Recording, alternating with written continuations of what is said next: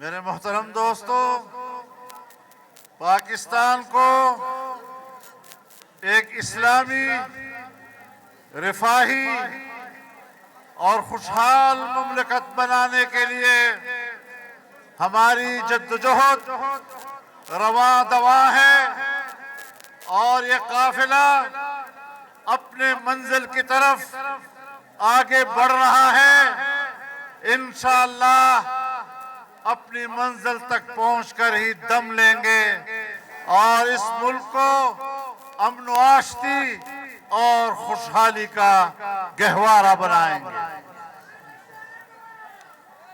میرے محترم دوستو، جمعیت علماء اسلام کے مخلص کارکنوں، اس بات کو یاد رکھیے کہ اپنے اکابر و اسلاف سے ہمیں جو چیز امانت میں ملی ہے وہ یا جمعیت کا نظریہ ہے اور یا اس نظریے کے لیے ہمارا رویہ۔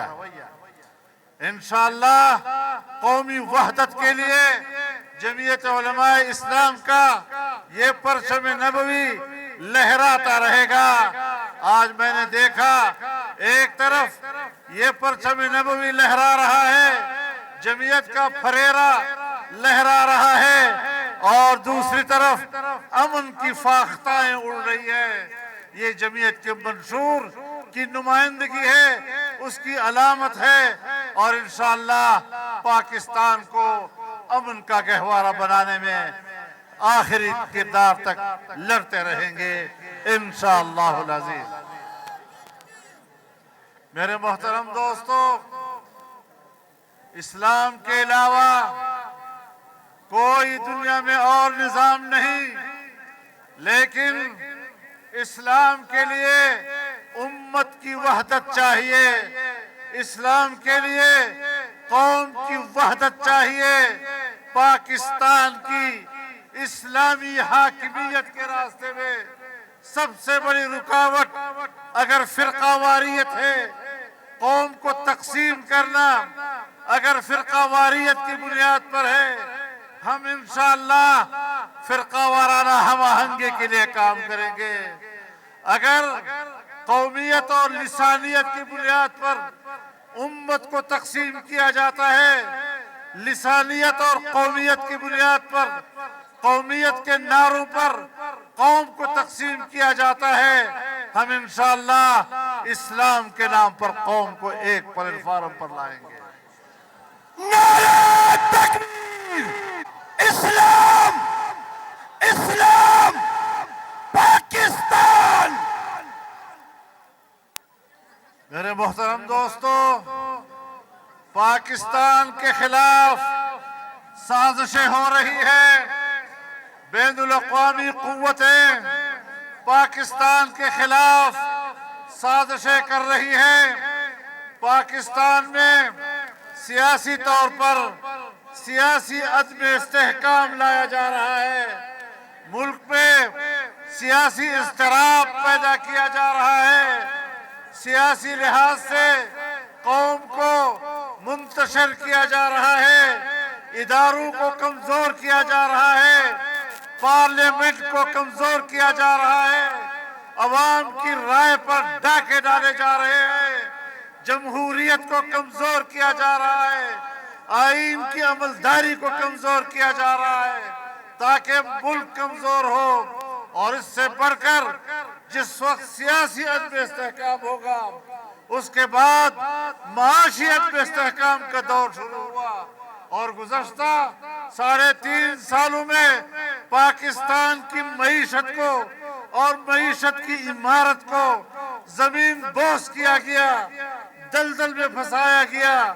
میں حیران اس بات پر ہوں میرے دوستو کہ ہم 6-7 مہینوں سے حکومت میں ہیں، لیکن ملک کی معیشت بہتری کی بجائے اور ہم دلدل میں پھنستے چلے جا رہے ہیں۔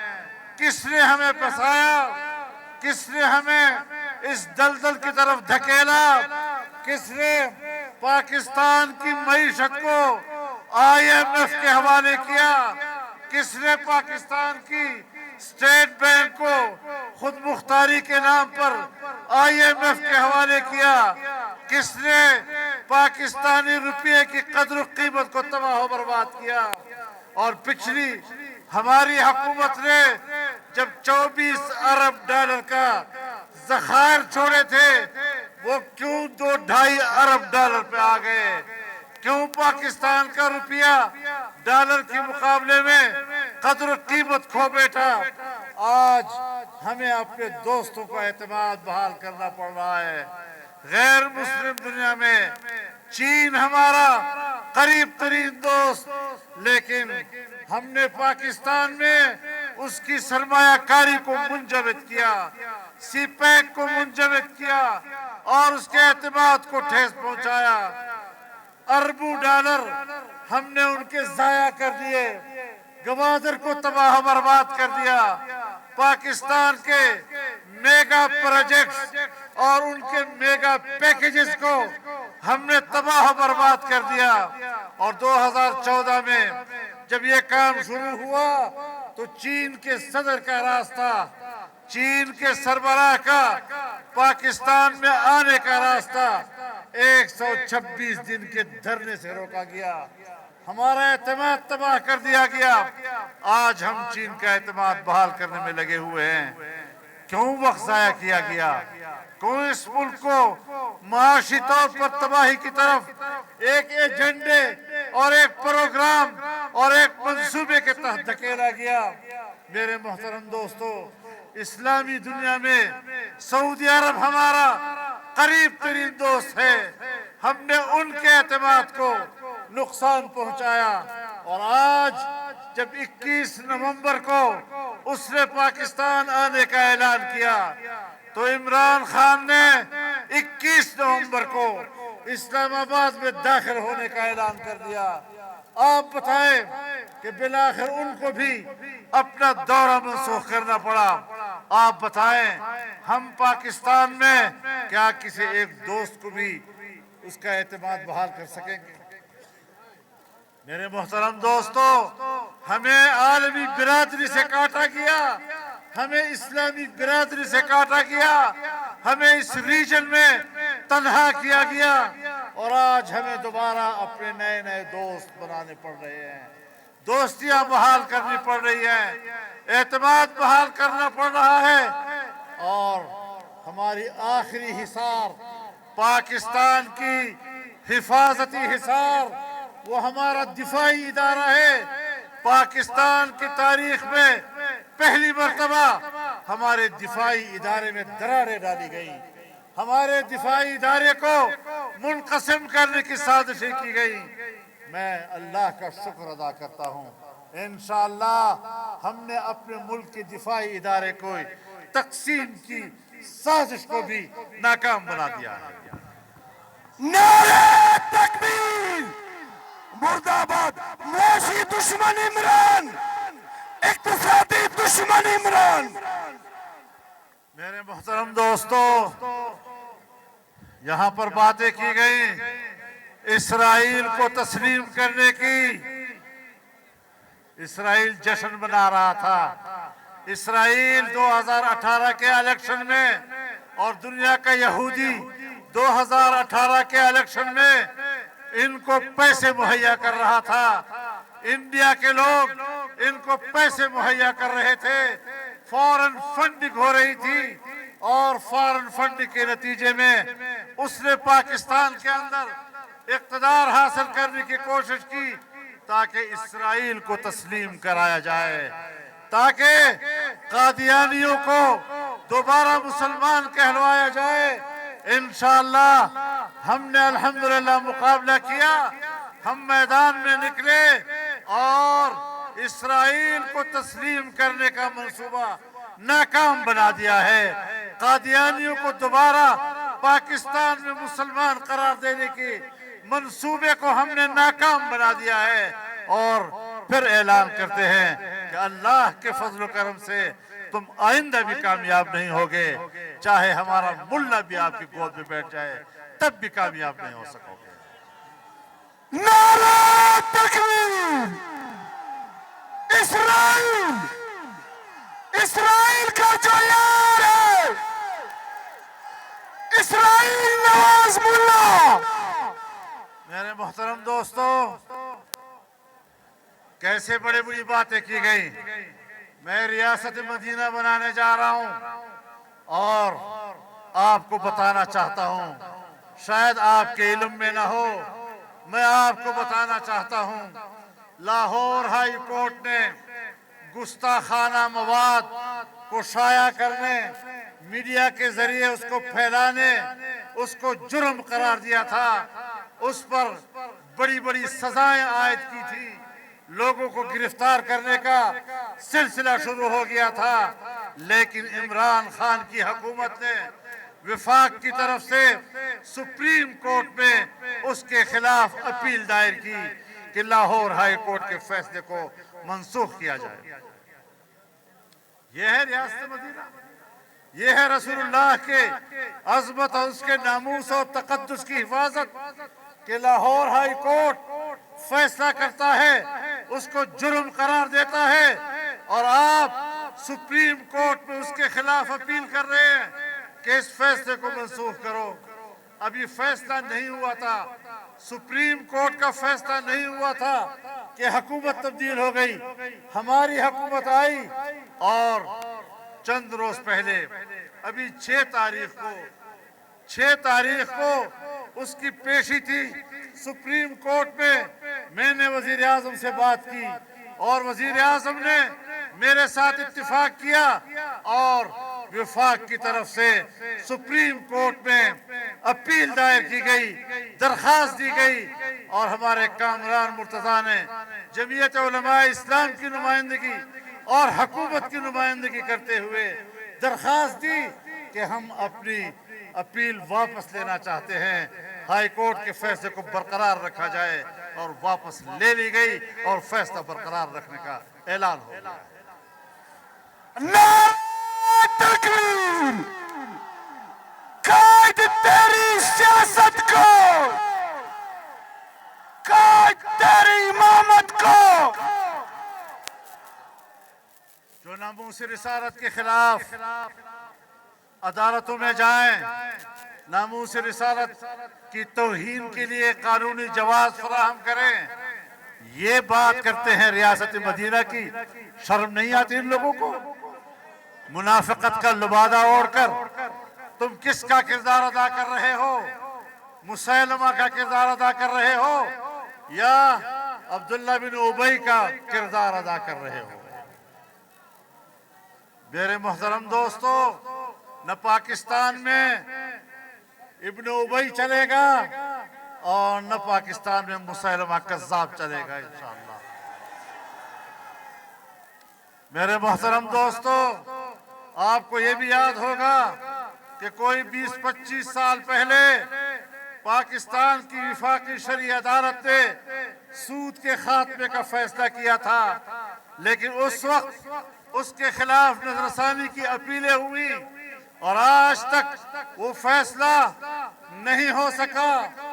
لیکن اب جب دوبارہ ہماری حکومت آئی اور اس حکومت میں جمعیت علماء شامل ہوئی تو آپ نے دیکھا کہ وفاقی شرعی عدالت نے دوبارہ فیصلہ کیا. کچھ بینک اس کے خلاف کورٹ میں گئے، جس میں حکومت کے زیر انتظام اسٹیٹ بینک آف پاکستان نے بھی درخواست دی، نیشنل بینک آف پاکستان نے بھی درخواست دی. لیکن ہم نے اپنی حکومت پر واضح کیا کہ سرکار کے زیر انتظام دونوں بینک اپنے اپیلیں واپس لیں گے. چنانچہ آپ نے دیکھا کہ اسٹیٹ بینک آف پاکستان نے بھی اور نیشنل بینک آف پاکستان نے بھی اپنی درخواستیں واپس لے لی ہیں اور سود سے پاک معیشت کا وفاقی شرعی عدالت کے فیصلے کو برقرار رکھنے کی حمایت کرتی ہے. نعرہ تکبیر! قائد تیری سیاست کو، قائد تیری بصیرت کو، قائد تیری حمیت کو. میرے محترم دوستو، ہم ایک بہت چھوٹی سی تعداد کے ساتھ حکومت میں اپنی بساط کے مطابق جو ہم سے ہو سکتا ہے اللہ ہمیں کامیابی عطا کرتا ہے. اور آپ دعا کرتے رہیں کہ ہم پاکستان کو ایک حقیقی اسلامی جمہوری حکومت دے سکیں۔ ایسے وقت میں جبکہ ہمارے ہاں اصلاحات کا عمل جاری ہے، ہم اقلیتوں کے حقوق کے تحفظ کے علمبردار ہیں، ہم کسی اقلیت پر ظلم و زیادتی کے قائل نہیں، ہم اقلیتوں کو پاکستان میں برابر کا شہری سمجھتے ہیں، ان کے حقوق کی بات کرتے ہیں، لیکن عالمی قوتیں پاکستان کو دھمکیاں دے رہے ہیں، مالیاتی ادارے پاکستان کو دھمکی دے رہے ہیں کہ آپ کے ہاں اقلیتیں محفوظ نہیں۔ یہ پانی کو گدلا کرنے کی کوشش ہے، ایک نام نہاد قسم کا الزام ہے۔ میں صرف ایک بات پوچھنا چاہتا ہوں، وہ انسانی حقوق کی بات کرنے والوں، وہ عالمی طاقت ہو، امریکہ ہو یا ناٹو ممالک ہوں، میں ناٹو کی دنیا سے بھی کہنا چاہتا ہوں، میں امریکہ کی دنیا سے بھی کہنا چاہتا ہوں، تم نے افغانستان میں 20 سال تک انسانیت کا خون بہایا، تم نے امارت اسلامیہ کی حکومت کا خاتمہ کیا، تم نے افغانستان میں جارحیت کی، تم نے گوانٹانامو بے میں انسانیت کے ساتھ جو سلوک کیا وہ کون سے انسانی حقوق تھے؟ تم نے شبرغان جیل میں انسانیت کے ساتھ جو سلوک کیا وہ کون سے انسانی حقوق تھے؟ تم نے باگرام کے عقوبت خانوں میں جو انسانیت کے ساتھ کیا، جہاں آج بھی خون کے دھبے دیواروں پر تمہارے ظلم کی گواہی دے رہے ہیں، وہ کون سے انسانی حقوق تھے؟ تم نے بحری بیڑوں میں جو ہمارے ساتھیوں کو، مسلمان بھائیوں کو ظلم و اذیت کا نشانہ بنایا، وہ کون سے انسانی حقوق تھے؟ تم نے عراق کے ابو غریب جیل میں انسانوں کے اوپر کتے چھوڑے، کتوں کے ذریعے ان کو نوچا، وہ کون سے انسانی حقوق تھے؟ تم نے لیبیا میں جو مظالم کیے وہ کون سے انسانی حقوق تھے؟ کس بات پر تم انسانی حق کی بات کرتے ہو؟ تمہارے ہاتھوں سے تو ان مظلوم انسانیت کا خون ٹپک رہا ہے، تمہیں انسانی حق کی بات کرنے کا کوئی حق حاصل نہیں ہے۔ نعرہ تکبیر! ایک آواز، ایک قوت! آج افغانستان میں 20 سال کی جنگ کے بعد امریکہ کو شکست ہوئی، اس شکست کے بعد اب اس کو دنیا کا سپر طاقت کہلانے کا کوئی حق حاصل نہیں ہے۔ اب ہمارے ساتھ اس لہجے میں بات نہ کرے۔ میں نے ایک دفعہ ماسکو کے پارلیمنٹ کی خارجہ کمیٹی سے کہا تھا، اور وہاں ایک کمیونسٹ پارٹی کا ایک نمائندہ ان کی سربراہی کر رہا تھا، کچھ بڑے روب دھاپ سے باتیں کر رہا تھا، پاکستان کے خلاف شکایتیں کر رہا تھا۔ میں نے کہا بات سنو، اب تم سوویت یونین نہیں ہو، اب تم رشین فیڈریشن ہو، اپنے لیول پر بات کرو، اب تم عالمی قوت نہیں رہے ہو۔ میں آج وہی بات امریکہ سے کہنا چاہتا ہوں کہ آپ اب اس قوت کے ساتھ بات نہ کریں، اس لہجے کے ساتھ بات نہ کریں، آپ ایک شکست خوردہ ملک کی حیثیت سے بات کریں تو ہم آپ کے ساتھ بات کرنے کو تیار ہیں۔ مرد آباد، مرد آباد! امریکہ مرد آباد! مرد آباد، مرد آباد! ہم نے ہمیشہ ایک بات کہی ہے، اور میرے ساتھیوں، تمام زندگی آپ میرا ایک جملہ یاد رکھتے ہیں کہ ہم کسی بھی ملک کے ساتھ برابری کی بنیاد پر دوستی کے قائل ضرور ہیں، لیکن ہم اگر انکار کرتے ہیں تو آقا اور غلام کا انکار کرتے ہیں۔ میرے محترم دوستو، ہمیں پاکستان کا مفاد عزیز ہے، ہم اپنے وطن کے مفاد کے لیے تمام حکمت عملی بنائیں گے، تمام وسائل بروئے کار لائیں گے، اور پاکستان کو عالمی برادری کا اور خطے کا ایک اہم ملک بنا کر دم لیں گے انشاءاللہ العزیز۔ پاکستان! تو میرے محترم دوستو، کچھ باتیں تو میرے سب دوست کہہ چکے ہیں، میں صرف ایک بات کہنا چاہتا ہوں، ہر ایک کو چور چور کہنا اتنا ہی منشور ہے آپ کا، اس کے علاوہ آپ کا کوئی منشور نہیں، اور خود گھڑی چور اور خود فارن فنڈنگ چور، نوادرات کی چوری کرتے ہو، چور چور گھڑی چور، چور چور چور چور چور چور۔ میں صرف ایک بات ان کو کہنا چاہتا ہوں، زیادہ باتیں مت کرو، بولنے کی زیادہ کوشش نہ کیا کرو، ورنہ ہم بھی منہ میں زبان رکھتے ہیں، ہم آپ کو ترکی بترکی جواب دے سکتے ہیں، اور شیشے کے گھر میں بیٹھ کر پتھر نہ مارا کرو، ورنہ ہمارا ایک اینٹ وہ تمہاری پوری عمارت کو ذرہ ذرہ کر دے گا۔ قائد اشارہ کوا، قائد اشارہ کوا۔ دا خپل خوله دې سنباله کا، دا خپل خوله دې سنباله کا، کونډه کږه خوله په سوک باندې سمیږي، نور خبر مہ کوا۔ یہ بات بتاؤ 3.5 سال میں تمہاری کارکردگی کیا ہے؟ ایک کارکردگی بتاؤ تو تم نے قوم سے وعدے کیے، جو تم نے سبز باغ دکھائے، تم نے ملک کو زمین بوس کر دیا، معیشت کو زبردوز کر دیا، تمہارے وعدے کدھر گئے؟ تمہاری بڑی بڑی باتیں کدھر گئی؟ مجھے کہتے ہیں میں نے یہ بھی غلطی کی تھی، میں نے یہ بھی غلطی کی تھی، میں نے یہ بھی غلطی کی تھی، میں نے وہ بھی غلطی کی تھی، میں نے وہ بھی غلطی کی تھی۔ تم نے سیدھا کام کون سا کیا تھا؟ آج ایک ایک غلطی کا اعتراف کر رہے ہو، تم پیدا ہی غلط ہوئے ہو، تو لزایا غلط ہی ہے، لزایا غلط تر پایا غلط۔ تو پاکستان پر شیگڑی نہ پئی، تو پاکستان دا خیر نہ یہ خبر،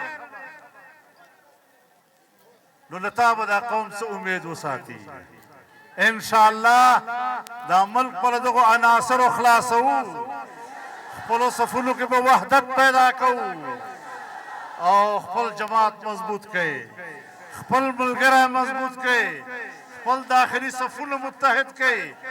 اگر ہمارے داخلی صفیں متحد رہیں گی، آپس کے اتحاد پر اللہ کی برکتیں اور اس کی نعمتیں برستی ہیں۔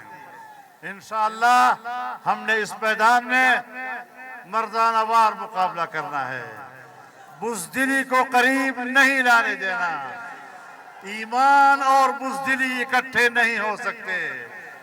ہم نے قوم کے سامنے جتنی ہماری طاقت ہے وہی پیش کرنی ہے، طاقت سے زیادہ ہم مکلف نہیں ہیں۔ ممکن ہے کوئی بات ہم سے پوری نہ ہو سکے تو اس کا یہ معنی نہیں کہ ہم نے سمجھوتا کر لیا ہے، لیکن جو ہم میں بس بتائے انشاءاللہ اپنے بس کے مطابق اس ملک میں اصلاحات لگائیں گے۔ اللہ تعالی ہمارا حامی و ناصر ہو۔ وآخر دعوانا ان الحمدللہ رب العالمین۔ تمام قائدین زعماء جو جمعیت میں شامل ہوئے ہیں ان کو ایک بار پھر خوش آمدید کہتا ہوں، ان کے فیصلے پر ان کو مبارکباد دیتا ہوں، اور آپ کو اس کامیاب کنونشن کے انعقاد پر مبارکباد پیش کرتا ہوں۔ وآخر دعوانا ان الحمدللہ رب العالمین۔ دعا کے لیے دعوت دیتے ہیں جمعیت علماء اسلام بلوچستان کے سینئر نائب امیر حضرت مولانا کمال الدین صاحب کو کہ وہ آ کے جلسہ کے اختتامی دعا فرمائیں۔